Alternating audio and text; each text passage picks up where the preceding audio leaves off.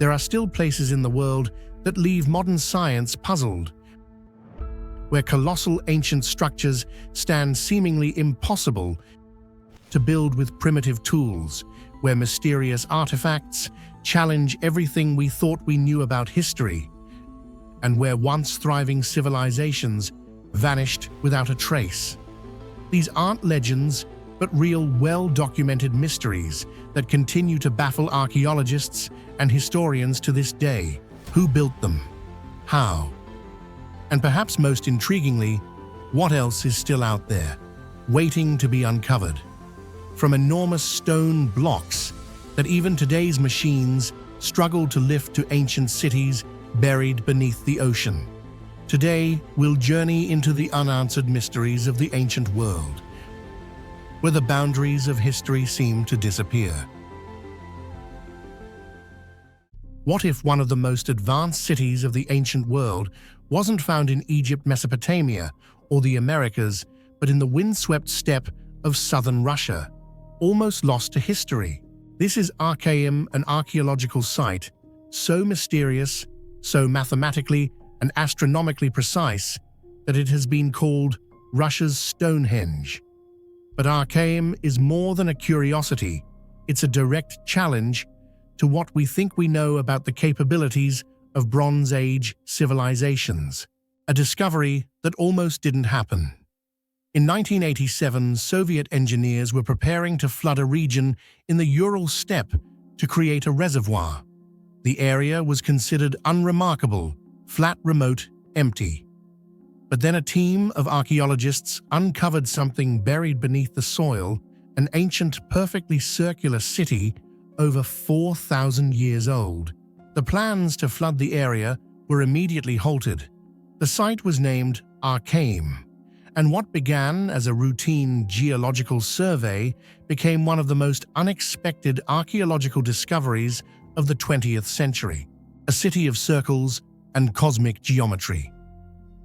What sets Archaeum apart isn't just its age, it's its design. Seen from above, Archaeum consists of two concentric circular walls, enclosing over 60 semi-subterranean dwellings, arranged in perfect symmetry. The city is precisely aligned to the cardinal directions, but it goes even further.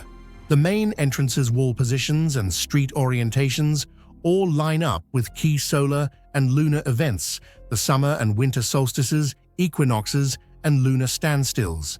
These alignments have led researchers to believe that Archaeum functioned as an observatory capable of tracking celestial bodies with remarkable accuracy. Sound familiar? It should. Archaeum's layout bears striking similarities to Stonehenge in England and Nabta Playa in Egypt, both ancient sites thought to have astronomical significance. But Archaeum takes it further. Unlike Stonehenge, which is a collection of standing stones, Archaeum was a fully functional city. People lived, worked, and possibly worshipped here under a night sky they carefully studied. Who built Archaeum? The site is attributed to the Sintashta culture, an Indo-European group from the Bronze Age, known for their early use of chariots and metallurgy. But here's the problem. Nothing else in their archaeological record suggests they had the capacity for such precise urban planning or cosmological knowledge. Most Sintashta settlements were small, practical, and unremarkable. So why is Archaeum so different? Why build a city with this level of complexity in such a remote and harsh environment? Some researchers propose that Archaeum may have been a ritual or ceremonial center rather than just a habitation site. The city's layout, with its outer and inner rings, resembles ancient mandala designs used in spiritual traditions. Could it have had symbolic meaning? Could its design reflect more than just physical needs? Mysteries mainstream science can't fully explain. Despite decades of research, Archaeum remains full of unanswered questions. Why was the city constructed with such precision when other contemporary sites show no such planning? How did these people with no written language and only Bronze Age tools align their buildings with celestial events down to degrees. Why was it abandoned after only a few generations? And why does Archaeum's geometric structure resemble sacred symbols found in completely unrelated ancient cultures? These questions have led to waves of speculation, some academic, some fringe. The theories from Aryans to lost civilizations. Some historians suggest Archaeum was a birthplace of the Indo-Iranian Aryan people, referencing Vedic texts that describe sacred circular cities in the north. Others go further, proposing links to Atlantis-like lost civilizations or even prehistoric energy grids aligned across the Earth. To be clear, mainstream archaeologists dismiss these claims as pseudo-science, but even they admit Archaeum is anomalous. Its level of architectural planning, astronomical alignment, and symbolic geometry is far beyond what was expected of the Bronze Age steppe cultures. If we compare Archaeum to sites like Teotihuacan in Mexico or the ziggurats of Mesopotamia, we see similar patterns: monumental design with cosmic alignment. Structures made not just for living, but for observing, worshipping, and symbolizing. A sudden rise in complexity that outpaces other nearby cultures. In each case, the same question lingers. Was there a forgotten layer of ancient knowledge, mathematical, astronomical, symbolic, that we've only barely begun to rediscover? Nearly lost forever. And perhaps most haunting of all is this: we nearly missed it. If the Soviet reservoir had gone ahead just weeks earlier, Archaeum would be underwater, its secrets drowned and lost for good. This isn't just a mystery, it's a near miss with historical extinction. How many other ancient sites have we already buried, flooded, or built over without even knowing what Archaeum leaves behind?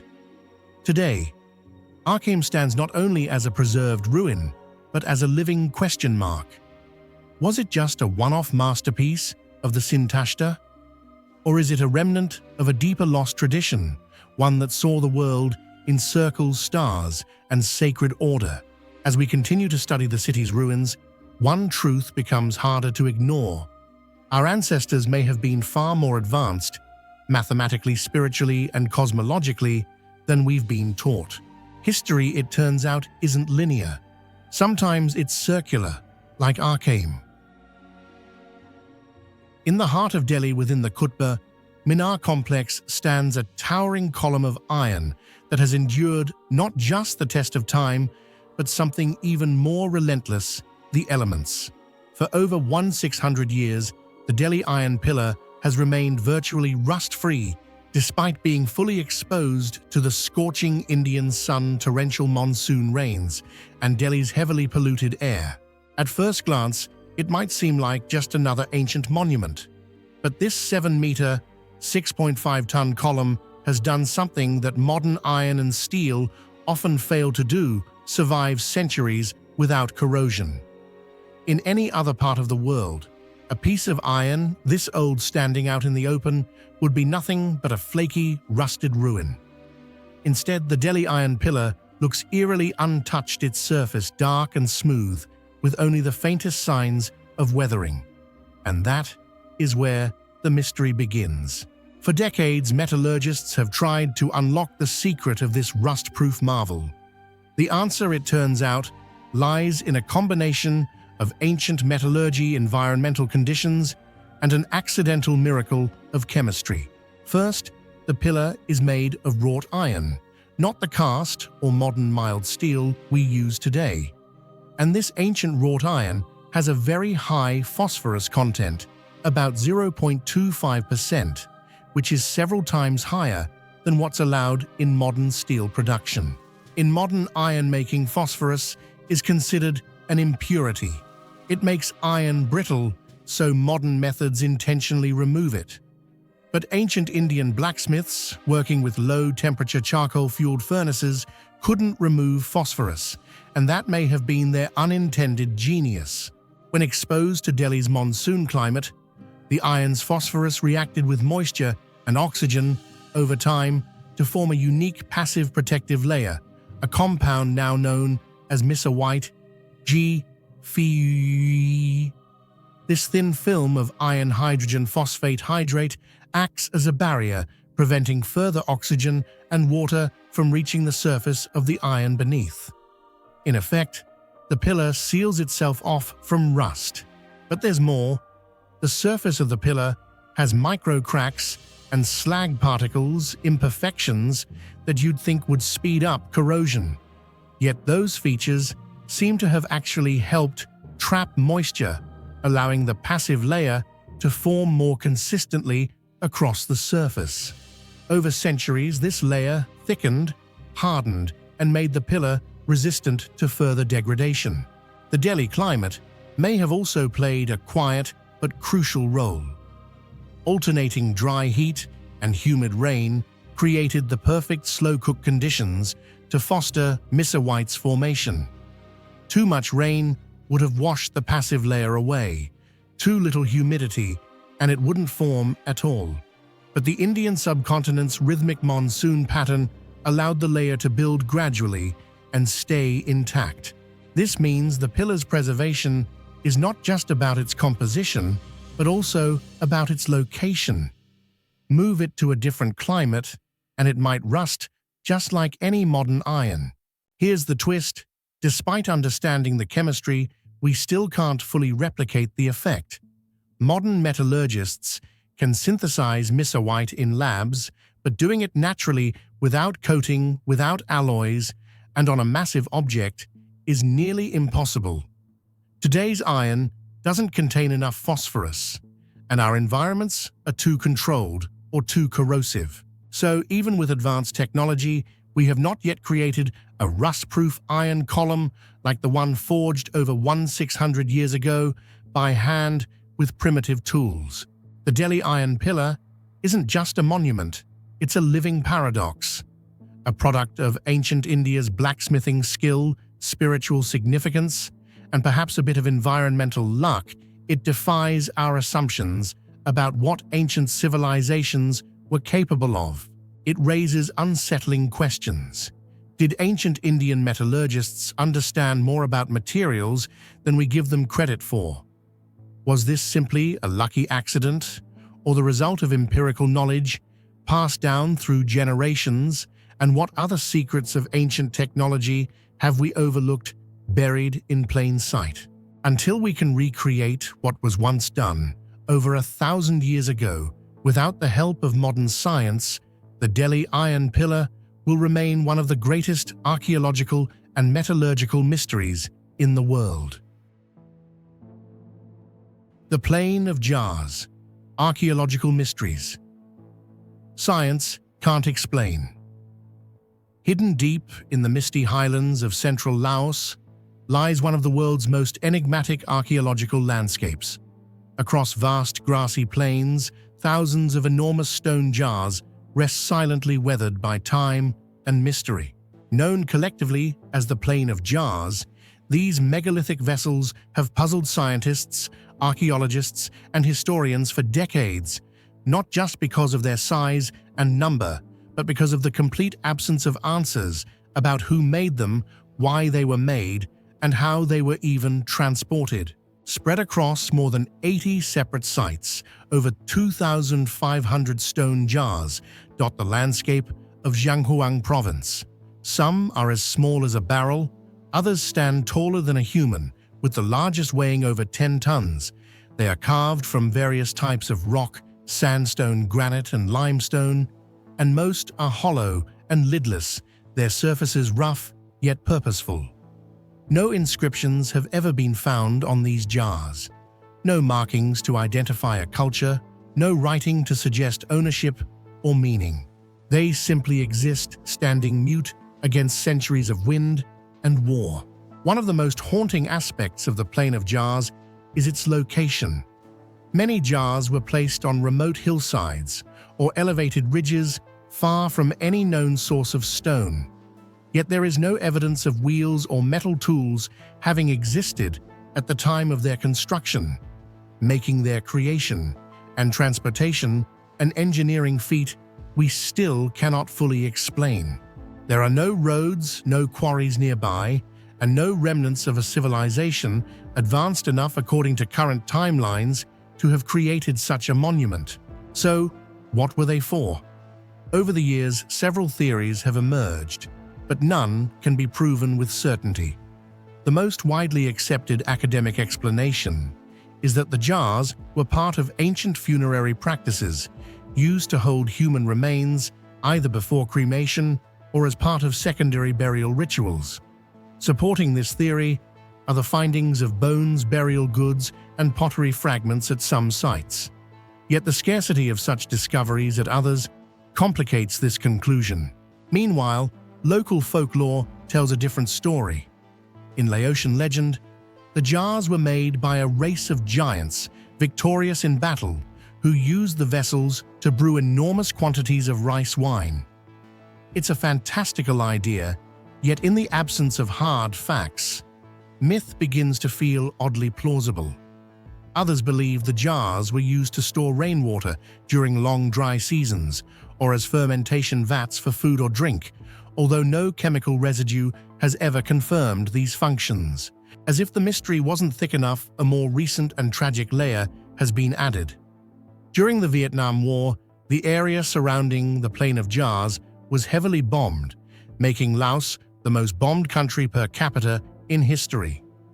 Today, large parts of the region remain contaminated by unexploded ordnance UXO, and many of the jar sites are considered too dangerous for excavation. This has severely limited archaeological research and left many questions quite literally buried in the ground. What makes the Plain of Jars even more remarkable is that it has no direct parallel elsewhere in Southeast Asia. The site predates the region's Buddhist architecture, and its creators left behind no temples, no cities, not even a known name. Unlike Egypt's pyramids or Peru's Nazca lines, the jars stand completely disconnected from any known cultural lineage. Some researchers have likened the mystery to other global anomalies, Stonehenge in England, the Moai of Easter Island, but these comparisons only emphasize how unique and isolated the Lao jars truly are.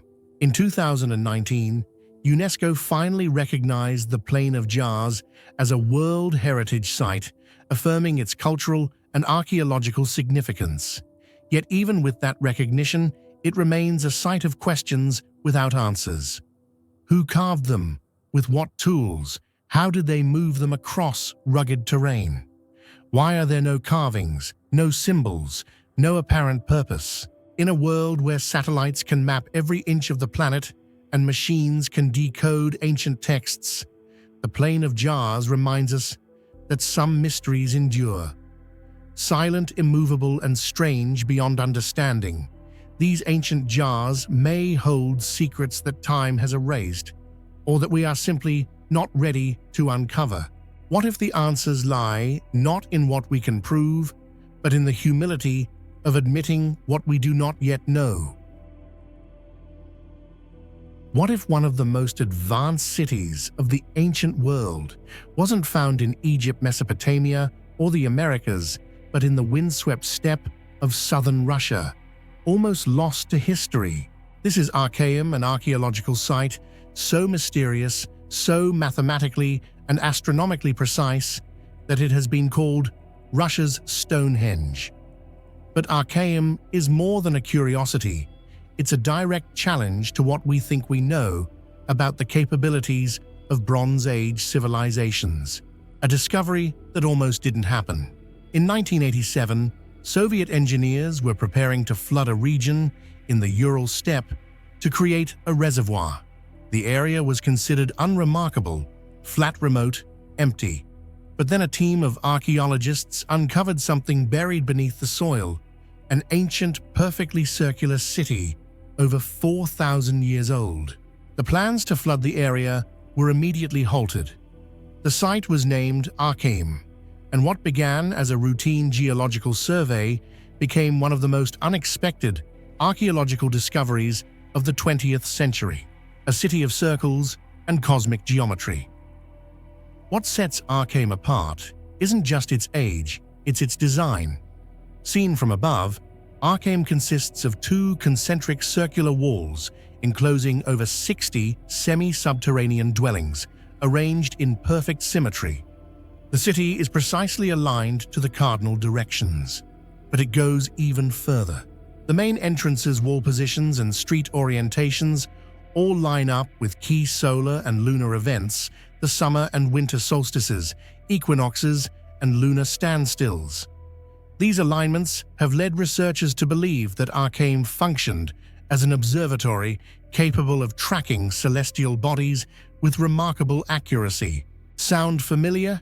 It should. Archaeum's layout bears striking similarities to Stonehenge in England and Nabta Playa in Egypt, both ancient sites thought to have astronomical significance. But Archaeum takes it further. Unlike Stonehenge, which is a collection of standing stones, Archaeum was a fully functional city. People lived, worked, and possibly worshipped here under a night sky they carefully studied. Who built Archaeum? The site is attributed to the Sintashta culture, an Indo-European group from the Bronze Age, known for their early use of chariots and metallurgy. But here's the problem. Nothing else in their archaeological record suggests they had the capacity for such precise urban planning or cosmological knowledge. Most Sintashta settlements were small, practical, and unremarkable. So why is Archaeum so different? Why build a city with this level of complexity in such a remote and harsh environment? Some researchers propose that Archaeum may have been a ritual or ceremonial center rather than just a habitation site. The city's layout, with its outer and inner rings, resembles ancient mandala designs used in spiritual traditions. Could it have had symbolic meaning? Could its design reflect more than just physical needs? Mysteries mainstream science can't fully explain. Despite decades of research, Archaeum remains full of unanswered questions. Why was the city constructed with such precision when other contemporary sites show no such planning? How did these people, with no written language and only Bronze Age tools, align their buildings with celestial events down to degrees? Why was it abandoned after only a few generations? And why does Archaeum's geometric structure resemble sacred symbols found in completely unrelated ancient cultures? These questions have led to waves of speculation, some academic, some fringe. The theories from Aryans to lost civilizations. Some historians suggest Archaeum was a birthplace of the Indo-Iranian Aryan people, referencing Vedic texts that describe sacred circular cities in the north. Others go further, proposing links to Atlantis-like lost civilizations or even prehistoric energy grids aligned across the Earth. To be clear, mainstream archaeologists dismiss these claims as pseudoscience, but even they admit Archaeum is anomalous. Its level of architectural planning, astronomical alignment, and symbolic geometry is far beyond what was expected of the Bronze Age steppe cultures.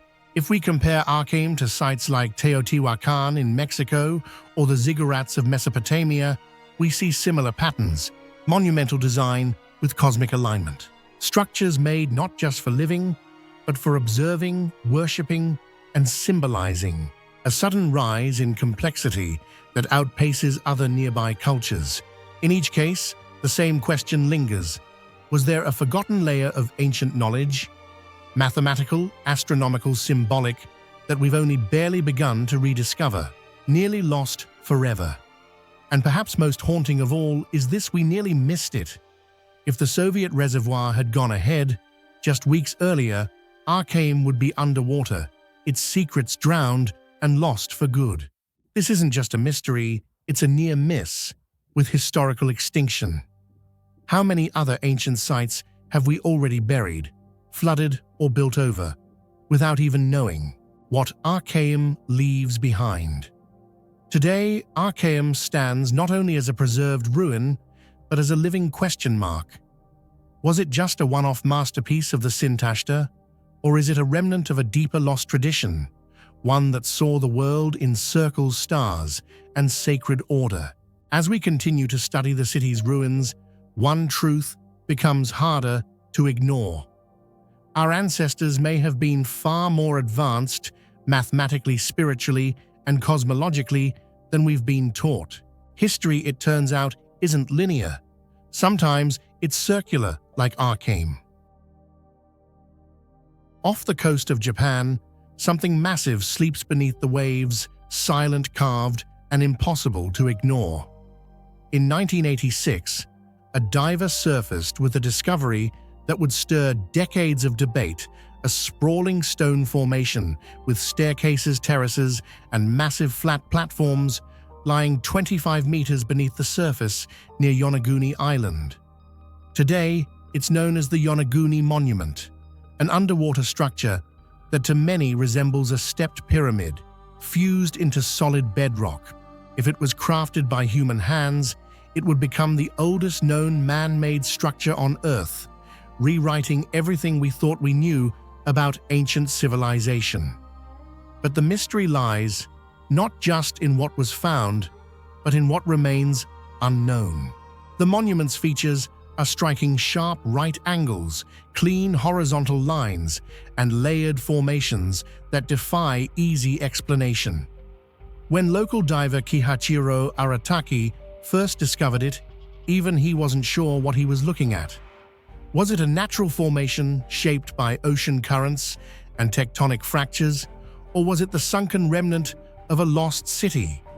As word spread, experts and enthusiasts quickly took sides. Some geologists argued the monument was a textbook case of natural sandstone erosion, aided by fault lines and centuries of underwater weathering.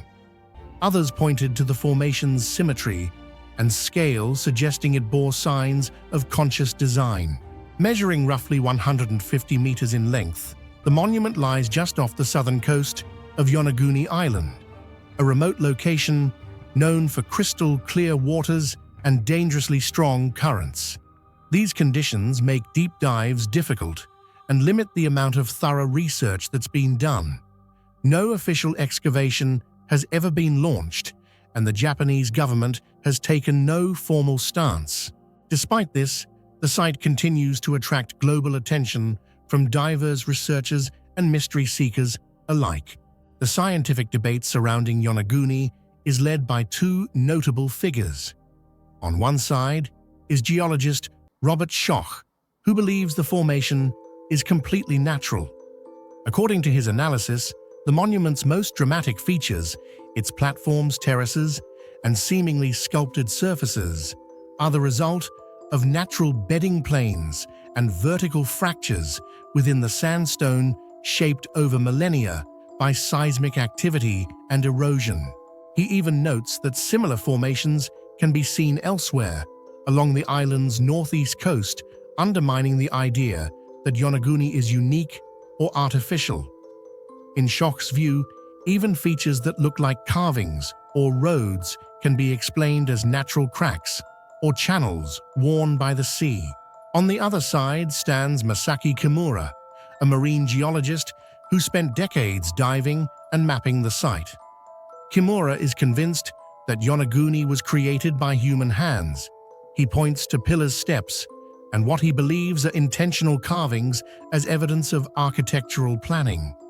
His analysis includes areas that resemble stadiums, castle-like formations, and even rudimentary inscriptions on the stone. At one point, he estimated the monument could be over 10,000 years old, placing it at the end of the last ice age, before revising the age to roughly 2,000 and 3,000 years based on tectonic activity. To Kimura, the presence of possible quarry marks, symbols, and geometric consistency across the site suggests that Yonaguni may have been a ceremonial or religious complex belonging to a forgotten civilization.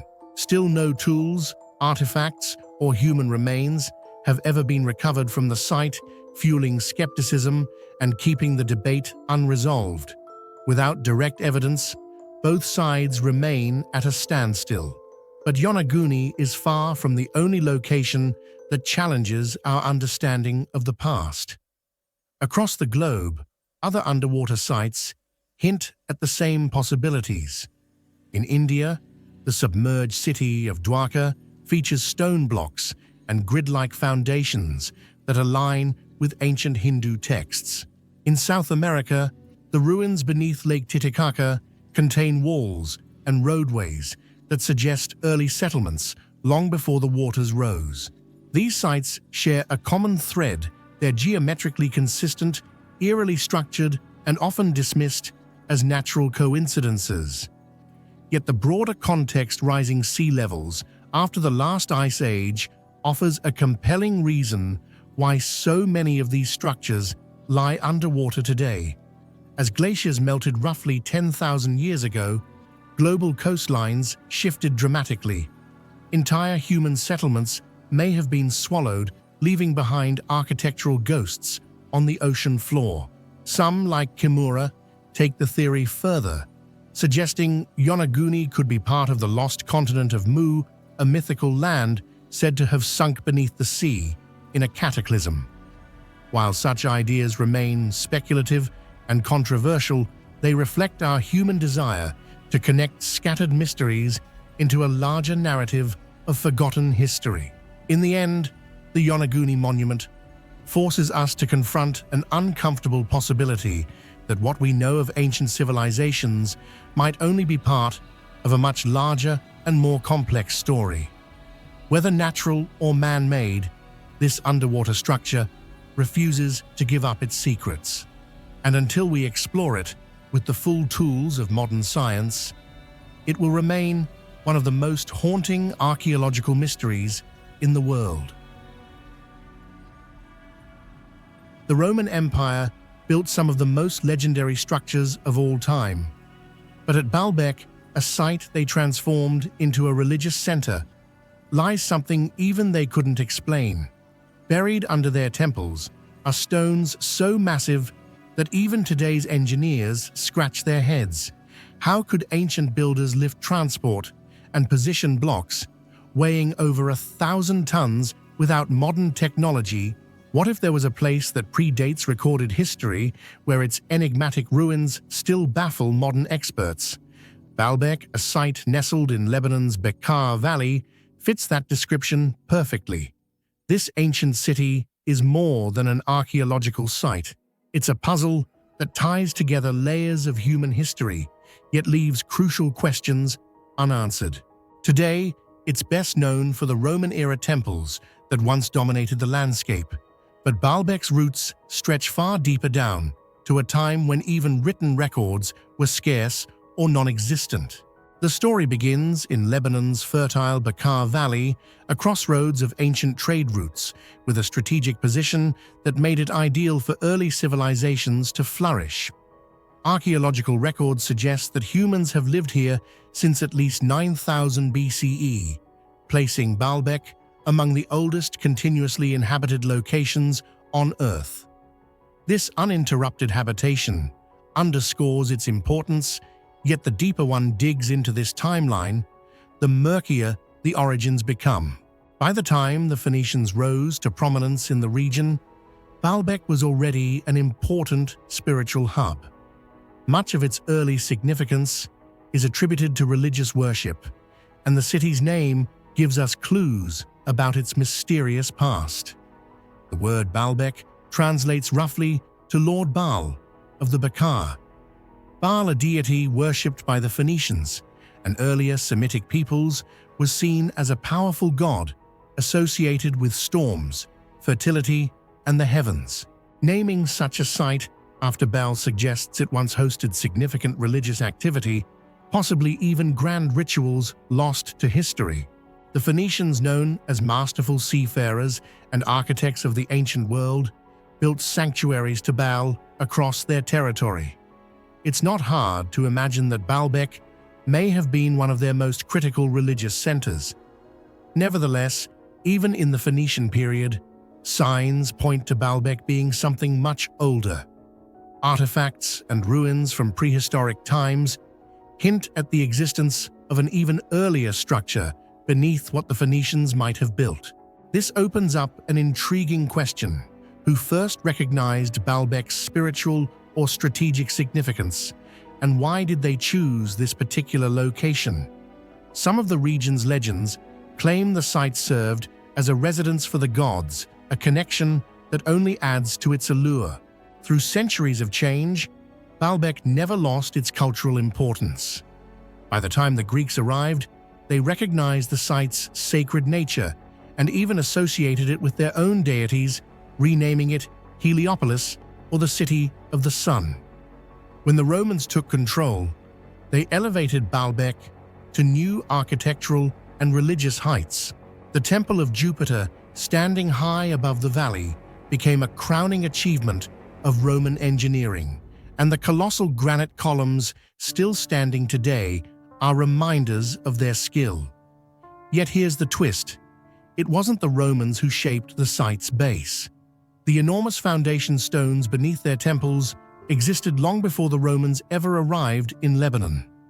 Roman builders advanced as they were simply worked atop what was already there. Experts now know that Baalbek's development involved multiple civilizations, layering their works over centuries, each adding to the city's mystique. However, solid evidence about the original builders remains scarce. There's the theory that Proto-Canaanite groups may have planned its foundations. Others suggest that the builders' knowledge was so advanced for its time that it exceeded anything ordinary civilizations of that era could achieve. To this day, no definitive answer has emerged. In fact, these lingering doubts only deepen the mystery.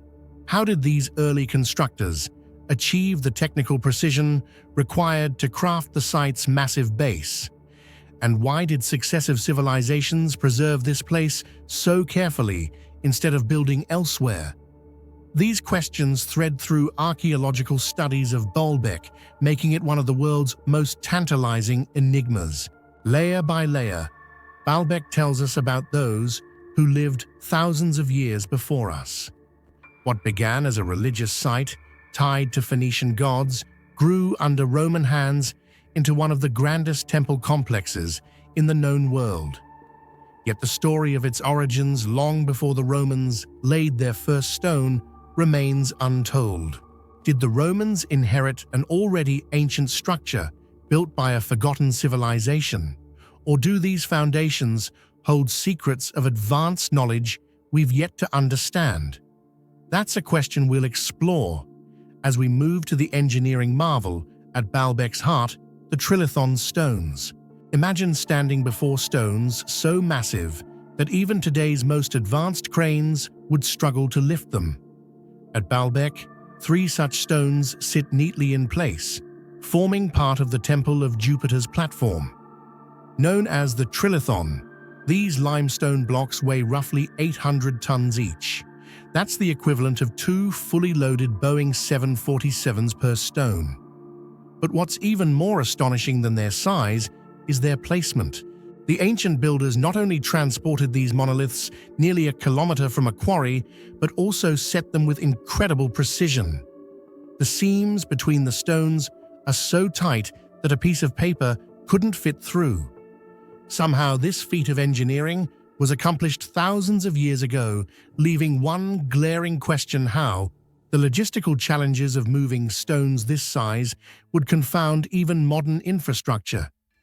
To understand just how monumental this task must have been, you need to consider the quarry itself. Sitting nearly 900 meters from the site, the quarry still holds several unfinished stones that push the boundaries of what seems possible. One of these, the so-called Stone of the Pregnant Woman, is only partially buried and weighs over 1,000 tons. Nearby lies another monolith estimated at roughly 1,242 tons, significantly heavier. Then, in 2014, archaeologists made an even more astonishing discovery: another massive stone buried deeper in the quarry, which weighs an estimated 1,650 tons.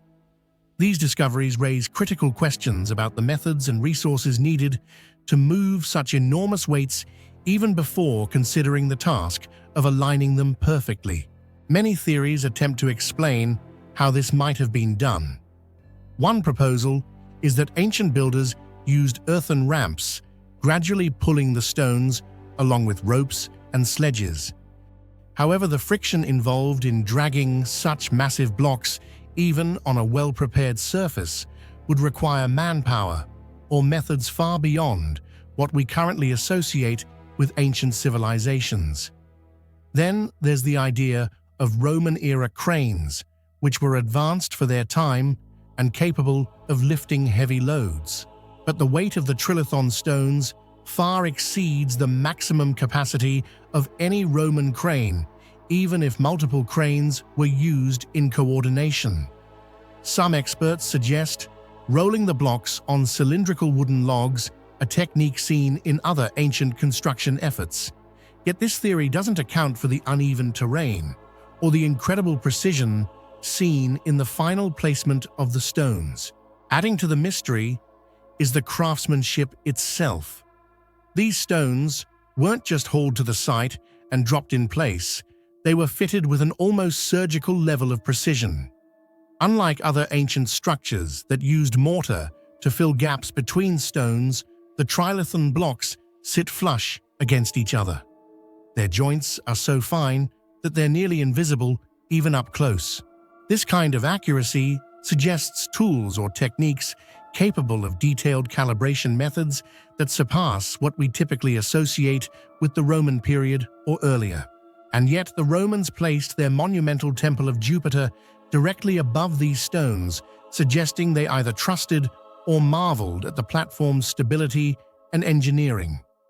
The temple, with its towering 19.9-meter columns, was the largest in the Roman Empire, underscoring their ambition to create something unparalleled. Still, when standing on this grand structure, even the Romans couldn't overshadow what lay beneath it. The Trilithon Foundation remains the most enigmatic part of Baalbek's construction, as if it carried secrets no empire could replicate, only inherit. The unfinished monoliths back at the quarry provide another layer to this puzzle. Why were such enormous stones carved but never transported? Were they part of a larger abandoned vision? Or did the ancient builders, for reasons unknown, reach the limit of their capabilities? Some researchers argue that the intent wasn't merely practical, but symbolic, a show of dominance, divine connection, or knowledge. Others entertain theories of lost technologies capable of overcoming these challenges, technologies that have since vanished without a trace. Whatever the explanation, the Trilithon stones defy expectations of what ancient civilizations should have been capable of. They stand as a testament to engineering feats that seem, at least for now, to remain beyond our full comprehension. If the Romans couldn't fully account for the Trilithon's construction, then the question becomes what other civilizations' methods or long-forgotten knowledge might have been at work. Could Baalbek's engineering feats be part of something larger, an ancient understanding shared across the world, or evidence of technologies we've forgotten? When we compare Baalbek to other astonishing sites like the pyramids of Giza, Sacsayhuaman, or Stonehenge, intriguing similarities emerge. All of these structures use colossal stones, exhibit impeccable precision, and present mysteries that have yet to be definitively solved. While separated by continents and built during vastly different time periods, these wonders pose a strikingly similar question. How did ancient builders achieve such monumental tasks without advanced tools? Sacsayhuaman in Peru, for instance, mirrors some of Baalbek's qualities in its stonework. This ancient fortress features enormous interlocking stones, some weighing over 100 tons, fit so perfectly together that not even a blade of grass can slip through the seams. Like the Trilithon at Baalbek, the precision suggests more than basic ingenuity. However, at Sacsayhuaman, the approach goes even further. Stones were irregularly shaped, but carved to interlock like pieces of a three-dimensional puzzle. No mortar was used, yet the structure has withstood earthquakes for centuries. Although smaller in scale compared to the megaliths at Baalbek, the similarities in precision raise questions about whether this represents a shared ancient technique that transcended geography. Then there's Egypt's pyramids of Giza, another marvel of ancient engineering. While more famous for their sheer height, the pyramids rely on massive blocks of limestone and granite, many weighing between 2 and 80 tons.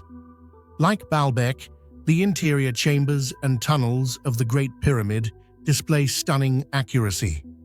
Some blocks were transported from quarries hundreds of kilometers away, a feat that echoes the logistical challenges seen at Baalbek.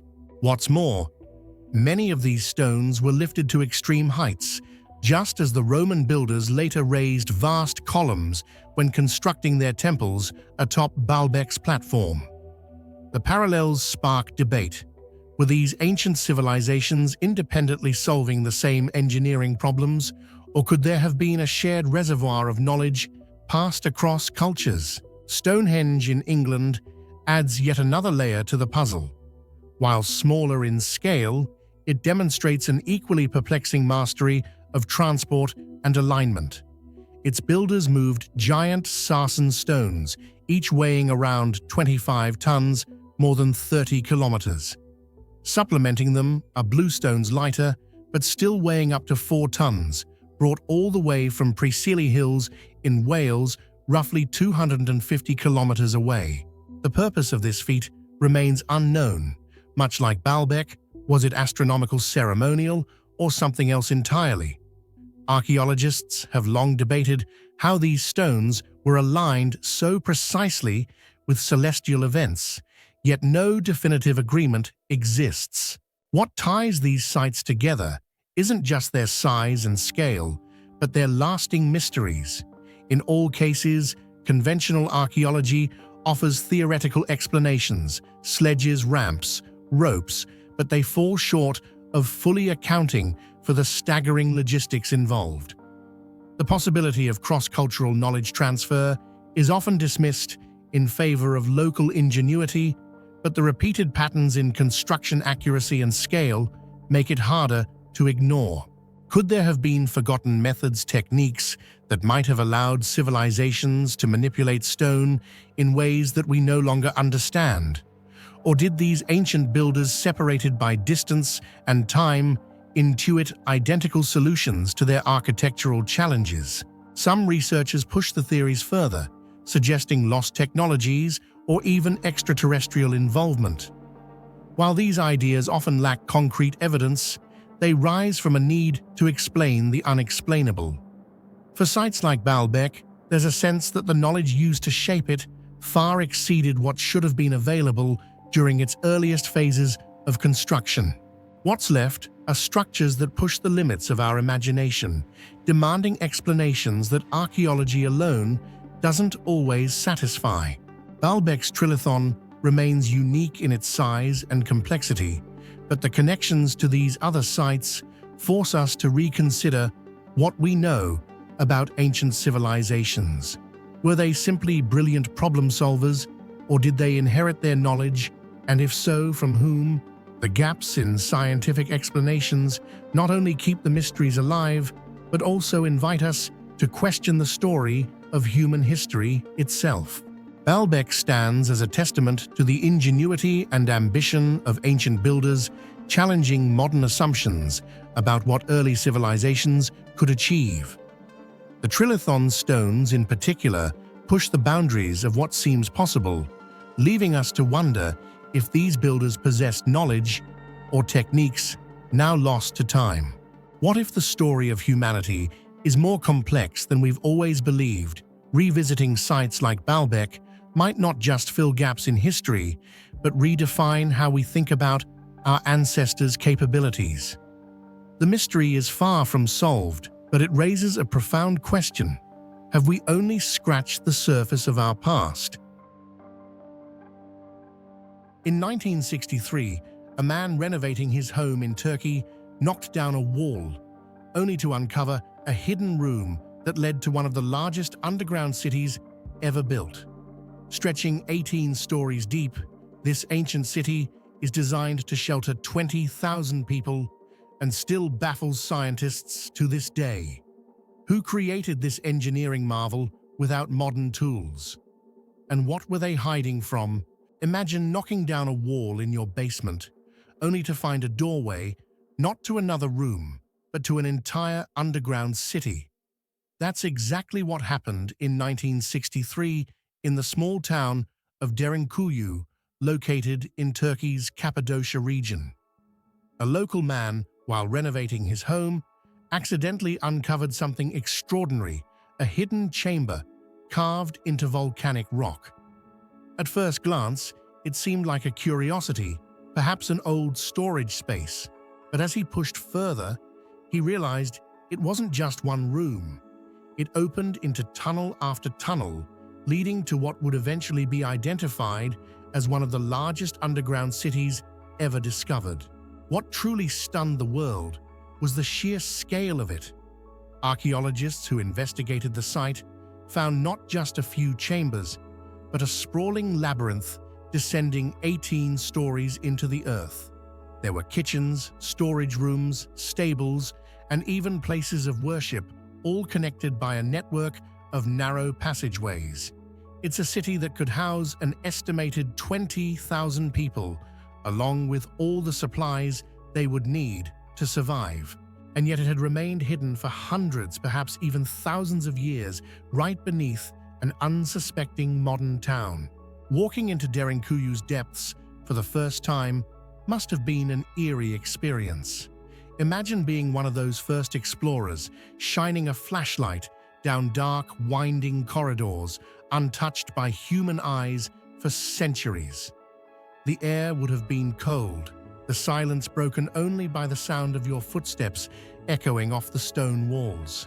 And then, as your light cut through the darkness, you'd see signs of life frozen in time-stone basins, for water niches carved into walls as storage and ventilation shafts stretching upward like chimneys to the surface. Archaeologists soon began piecing together the city's history and construction. They determined that the underground city was crafted out of the region's soft volcanic rock tuff, a material both easy to carve and deceptively fragile under pressure. The earliest layers of the city are believed to date back to the 8th or 7th century BCE, possibly built by the Phrygians or Hittites. Over the centuries, each subsequent civilization expanded it further, drawing from its ingenious design and making it into a refuge. The biggest question, however, remained unanswered. How did something so vast stay hidden for so long? It wasn't just the physical size of Derinkuyu that defied expectation, it was the enigma of its purpose. Why would an entire society relocate underground? And more importantly, how did they accomplish such a feat with ancient tools? How do you carve an 18-story city into solid rock without the help of modern equipment? That's one of the questions that makes Derinkuyu such an engineering marvel. Cappadocia, where the city lies, has an unusual geology that must have both challenged and helped its builders. The region is filled with volcanic tuff, a soft type of rock formed from ancient eruptions. It's easy to carve with simple tools like pickaxes and shovels, but maintaining stability over such a sprawling network was an entirely different challenge. Without the right techniques, underground structures like this could collapse or worse, trap its builders in a dangerous maze. The people who crafted Derinkuyu demonstrated a deep understanding of their environment and advanced problem-solving skills. One of their most impressive achievements was the city's ventilation system. Over 50 intricately designed shafts penetrate through the 18 levels of the city, bringing fresh air to even the lowest floors. Some of these shafts extend upwards of 55 meters to the surface. The air circulation was so effective that even underground it would have been possible to breathe comfortably and carry out daily activities. These shafts also doubled as wells, bringing fresh water directly into the city. The name Derinkuyu itself means deep well, a nod to these essential features. But it wasn't just about fresh air and water. The city's design shows a level of defensive thinking far beyond what might be expected for its time. Narrow tunnels connected the various levels, making it nearly impossible for intruders to move through in large numbers. Strategically placed rolling stone doors, each weighing up to half a ton, could seal off individual levels or block tunnels. These massive doors were carved directly from the ground and fitted so precisely that they could be rolled into place by a single person. Once closed, the city became nearly impenetrable, making it a safe refuge during times of invasion.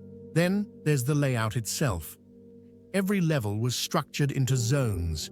There were stables for animals, residential quarters, storage rooms for food, and even chapels and schools. Some chambers reveal spaces designed for communal living, with areas to cook and store supplies. This wasn't just a temporary hideout, it was a sanctuary capable of sustaining a thriving population through long-term threats. The precision of a city like Derinkuyu raises a haunting question. What kind of threat could drive its builders to create such a complex, self-sufficient refuge underground? What kind of danger would force thousands of people to abandon life on the surface and build a city deep underground? The story of Derinkuyu suggests that the answer lies in the persistent threats faced by the region's ancient inhabitants.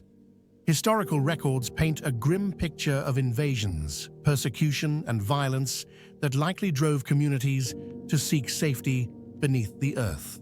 One of the most active periods of Derinkuyu's use was during the Arab-Byzantine Wars, spanning from the late 8th to the 12th century.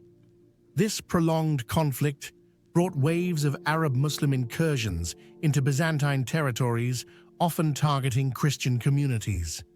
Derinkuyu, with its massive stone doors and labyrinth of tunnels, became a vital sanctuary for the region's Byzantine population. Its design was ideal for surviving sieges. Narrow passageways created choke points, preventing large groups of soldiers from advancing, while the stone doors could seal off entire levels of the city. These defensive strategies allowed people to remain hidden for extended periods, safe from attackers who lacked the knowledge or tools to breach the city. Later in the 14th century, the Mongol invasions under Timur or Tamerlane swept across Anatolia, bringing destruction and displacement. It's believed that local populations once again turned to Derinkuyu during these raids. The city's ability to protect not only people, but also their livestock and supplies was crucial during what was likely an unpredictable and terrifying time. Its structure supported long-term survival underground, with wells providing fresh water and designated areas for food storage and even wine production. Even after the Mongol threat subsided, Derinkuyu continued to serve as a refuge for vulnerable groups. Following the rise of Ottoman-ruled Christians in the area, Cappadocian Greeks and Armenians retreated to the underground city to escape persecution.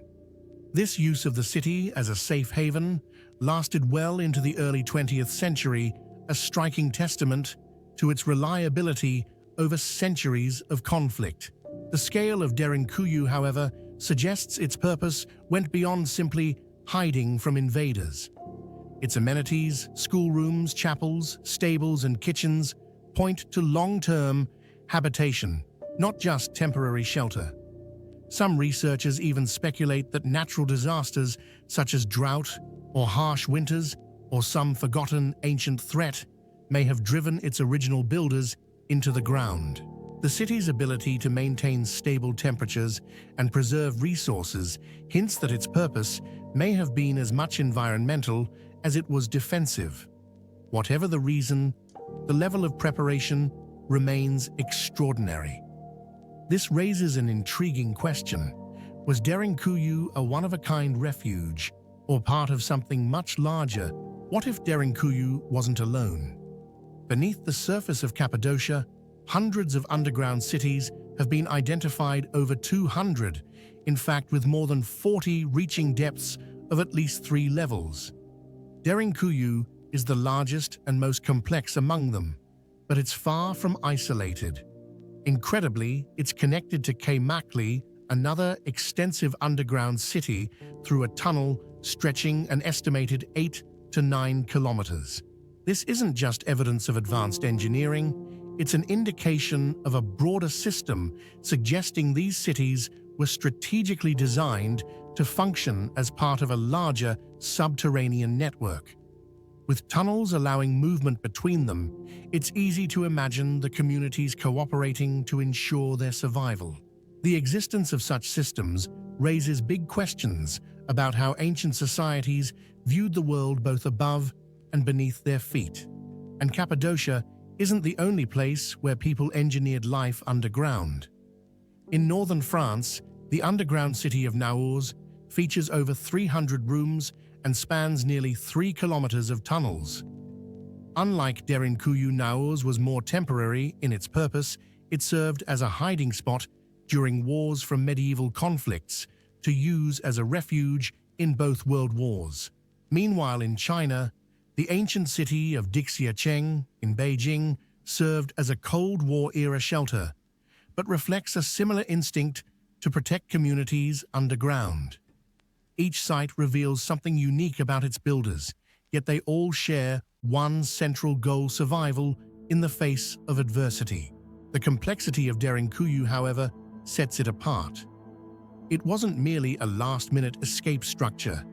Its vast chambers and thoughtful zoning suggest long-term habitation was part of the plan. Derinkuyu's stables, wells, and chapels hint at a vision of continuity, an underground world where daily life could continue uninterrupted. The effort to excavate not just one functional level, but 18 interconnected tiers of living spaces far exceeds what's seen in places like Naours, where residents clearly expected to emerge back above ground relatively quickly. This distinction implies that threats to Derinkuyu's builders may have been uniquely intense or sustained over time. The sheer number of underground cities in Cappadocia, combined with locations like Naours or Petra, hints at something even larger. These efforts weren't isolated events. They reflect a recurring pattern across civilizations where building beneath the earth became a widely adopted solution to an overwhelming threat. Was it war, environmental crisis, something forgotten in history? Whatever the reason, it speaks to a universal truth about humanity, an extraordinary ingenuity when faced with the unknown. Derinkuyu is more than an underground city. It's a testament to human resilience and ingenuity. Its design wasn't just functional, it reflected a deeper mastery of engineering, resourcefulness, and survival. The ability to sustain tens of thousands underground shows how ancient builders adapted to existential threats in ways we still can't fully explain. But what's perhaps most intriguing is what we don't know. With new tunnels and chambers being discovered, what other secrets could lie buried beneath Cappadocia? As Derinkuyu's mysteries slowly unfold, we're left wondering how much of our ancient past remains hidden, waiting for someone to knock down a wall.